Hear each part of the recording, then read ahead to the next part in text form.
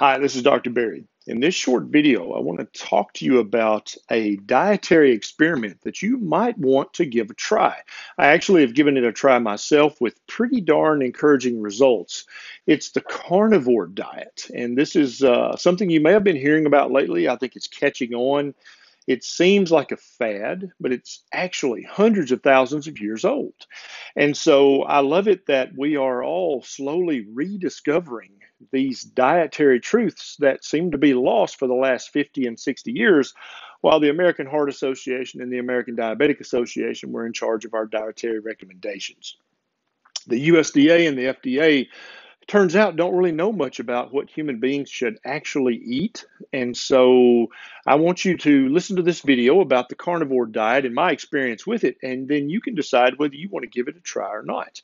Now, if you know someone who is thinking about trying a 2 week, 4 week, 6 weeks trial of carnivory, then please share this video with them on your social media. You can text the link to them, you can email it to them, you can send it in a Facebook Messenger message and share this with them, and maybe they can learn something and maybe they can teach me something as well. Now, let's talk about the carnivore diet, and we're going to talk about my experience with it, and then also I'm going to explain it to you what it is, why we think it may help, how long you should do it, who should do it, etc. So let's talk about the carnivore diet. So 50 years ago, 40 years ago, 30 years ago, when almost all of us were eating the standard American diet, or if we had heart disease or diabetes, we were eating the AHA or the ADA diet. Well, we all know now, looking back over the last few years, that these diets have led to epidemics of type 2 diabetes, of insulin resistance, of PCOS, of dementia, of all these other chronic diseases, including skin diseases like psoriasis and eczema that get terribly worse when you eat an awful diet like that.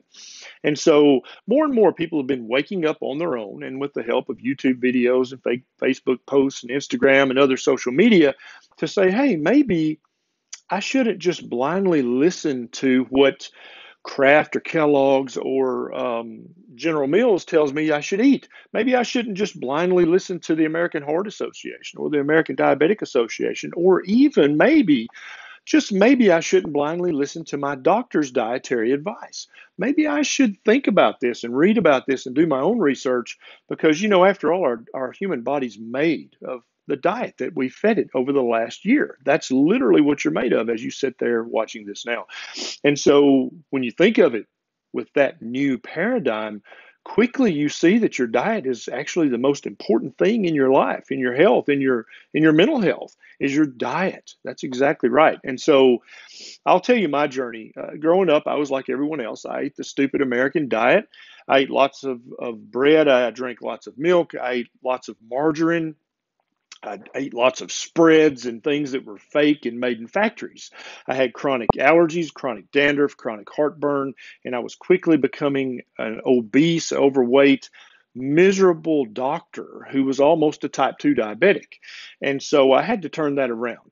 And so I started looking, and I found something called the paleo diet or the ancestral diet. And I started eating that way. And after a few months, I got better, lost a little weight, my numbers got better, but I didn't go back to where I really felt like was my best self. And so I kept reading and researching as I was eating paleo, and I found something called the low carb high fat or the LCHF diet. So I started eating that. And I felt better. I lost more weight. My numbers came down even further. My dandruff kept getting better. My chronic reflux kept getting better. My skin kept getting better. And then I found something called the keto diet or the ketogenic diet. And so that made sense as the next progression. And so I adopted that diet and ate that for a few years. And I kept getting better. I lost even more weight. My joints hurt less. The reflux was completely gone. The dandruff, the heartburn, all those things were gone because I had gotten the inflammatory crap out of my diet.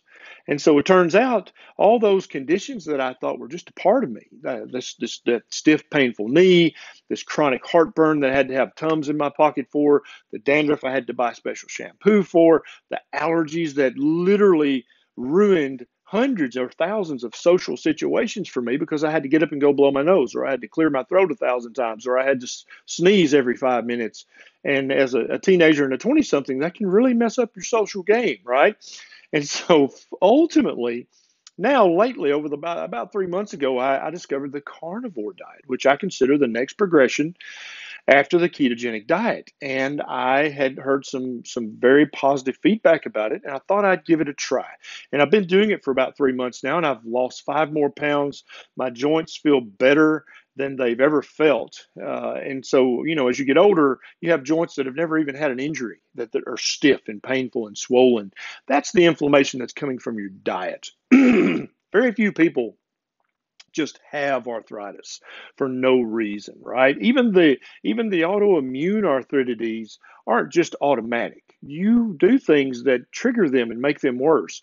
And the biggest thing that you do is your diet. What you either eat or don't eat, when you eat, when you don't eat, that sort of thing can contribute to all these chronic inflammatory conditions.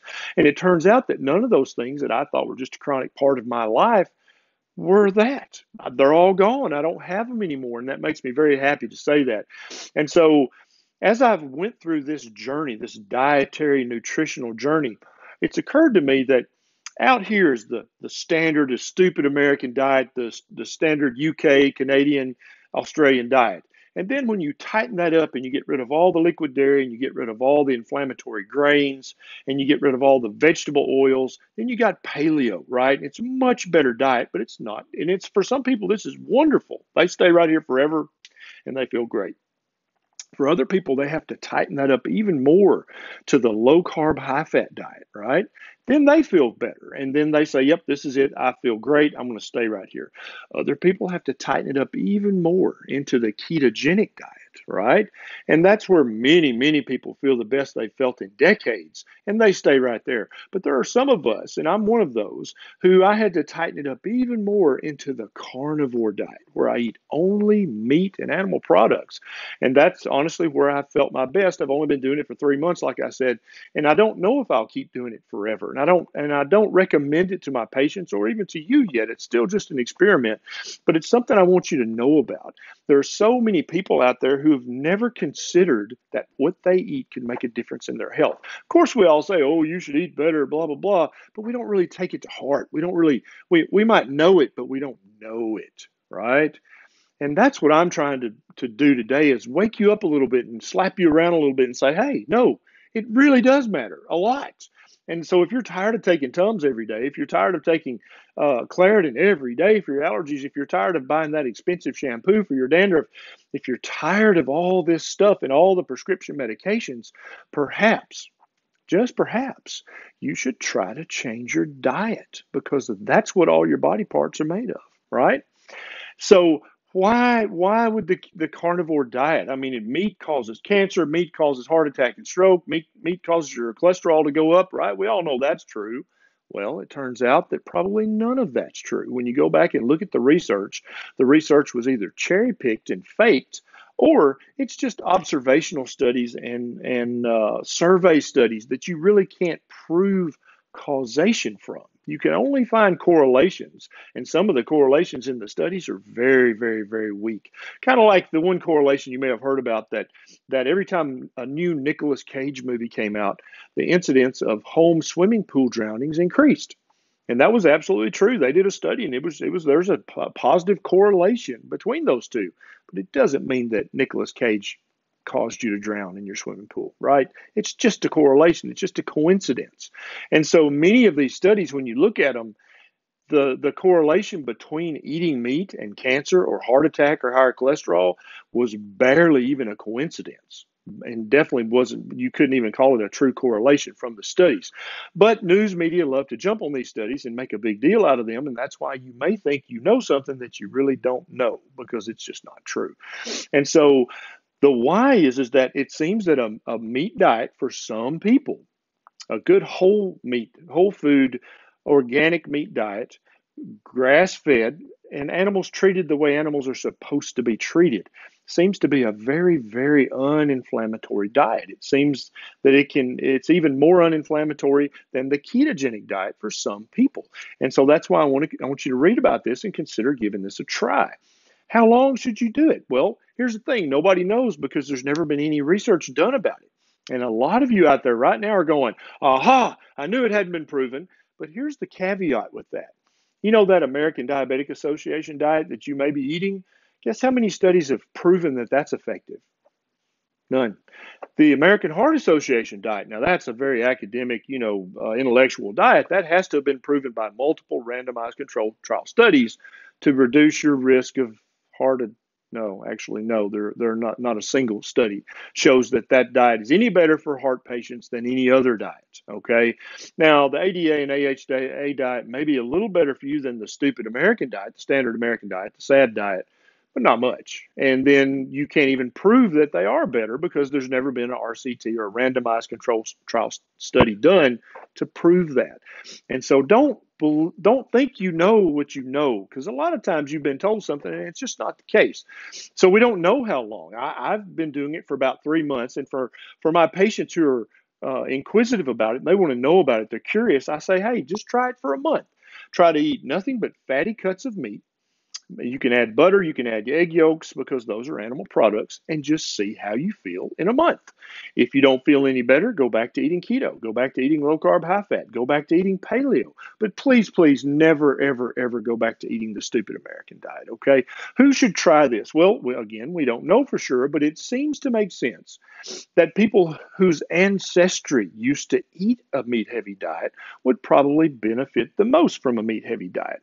So people of Nordic descent, of Inuit descent, anybody who lived at the very northernmost latitudes, and perhaps even the southernmost, but more so the northernmost latitudes because we've been living there longer, they might benefit from an all meat carnivore diet. Also, if you've ever had your DNA checked by 23andMe or some of the other companies, you may have found that you have a high percentage of Neanderthal DNA. Looks like from the studies of their diet, they were almost exclusively carnivores. So if you're of Nordic descent and you also have a very high percentage of Neanderthal DNA, then you might very well benefit from the uninflammatory carnivore diet. I'm not recommending it. I'm not advocating it. I'm just putting it out there because I think in today's times, you're smart enough to know that you can't blindly trust the experts about your health and definitely about your nutrition. Most of the experts have taken money from big corporations, or their research has at least been sponsored by the big corporations. And it's human nature to find what your paycheck depends upon you finding, right? That's the law of human nature. And so try the carnivore diet, read about it, ask your doctor about it, see what you think about it. And then if it makes sense for you and your situation, try it for a month and see how you feel.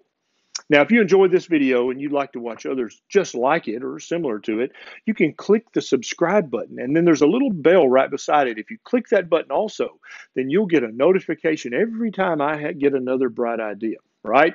And if you feel like my videos have really touched your life and perhaps even improved your health, you can click on the Patreon link below.